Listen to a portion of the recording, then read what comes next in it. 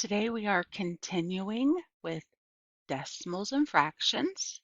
I just wanted to let you know that when you go to your math homepage and click on Wednesday, that will take you directly to your Wednesday module with your DMR.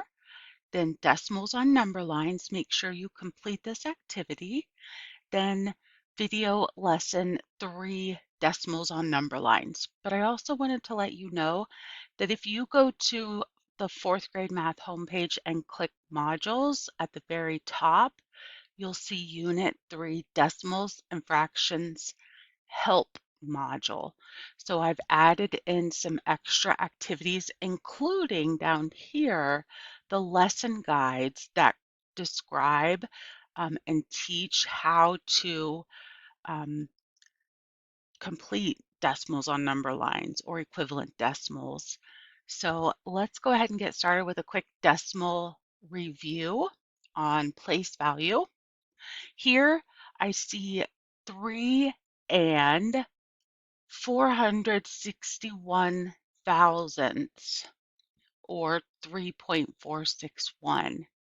There is a 4 in the tenths place, making that value of the 4 tenths. 6 in the hundredths place, or 6/100. 1 in the thousandths place, or 1 thousandths. So in order to say this decimal kind of like properly, we would say 3 and 461 thousandths. Let's practice writing decimals to the hundredths place. So we're going to match these up here. What would these decimals look like written as numbers? 65 hundredths. I see 65 hundredths here, and I'm going to write that as a fraction to show how easy it is to turn a decimal to a fraction. If you read the decimal as 65 hundredths, okay, 7 hundredths. I need a 7 in the hundredths place. 7/100 would be the fraction. 12 hundredths. 12/100 is the fraction that goes with the decimal 0.12, or 12 hundredths. 5 tenths is a 5 in the tenths place. And 9 tenths shows a 9 in the tenths place. Let's practice a little more. 55 hundredths. 55 hundredths. 9 hundredths. That would be a 9 in the hundredths place. Also, think of 9 pennies out of 100. If the 9 was here, that would be 9 tenths or 9 dimes, but the 9 is 2 places away from the decimal, making it worth less than a 9 in the tenths place. 17 hundredths. 17 hundredths. 3 tenths is the 3 in the tenths place, also written as 3 tenths as a fraction. 2 tenths is a 2 in the tenths place, and a fraction is 2 tenths.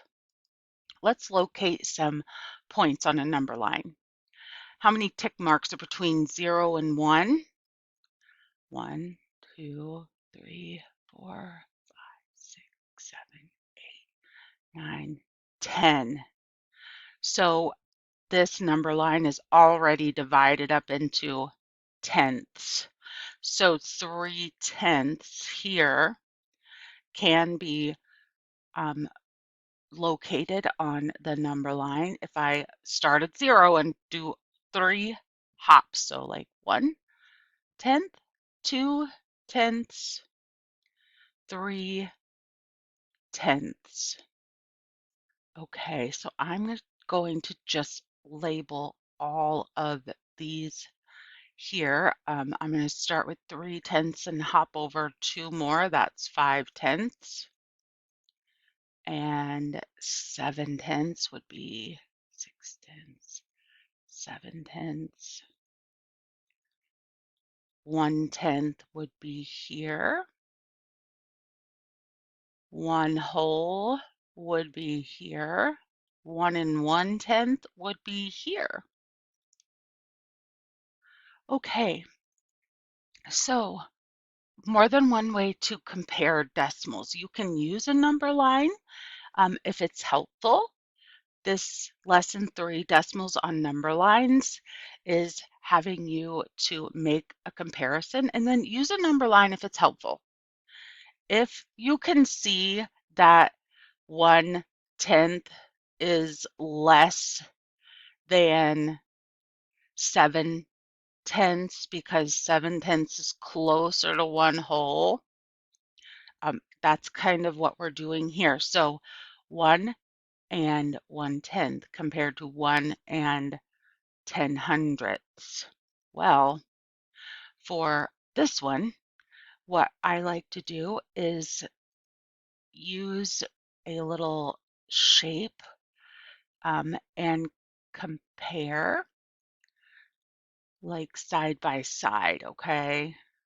I think I did this for comparing numbers before. So let's take a look at the whole number. We have a whole number that's the same and the decimal that's the same. Let's keep scrolling over. We have 1 in the tens place here and 1 in the tens place here. So far, they're exactly equal. Then if I remove and look, that 0 doesn't necessarily have to be there because it is after the last digit. So 1 and 1/10 and 1 and 10/100ths are equal.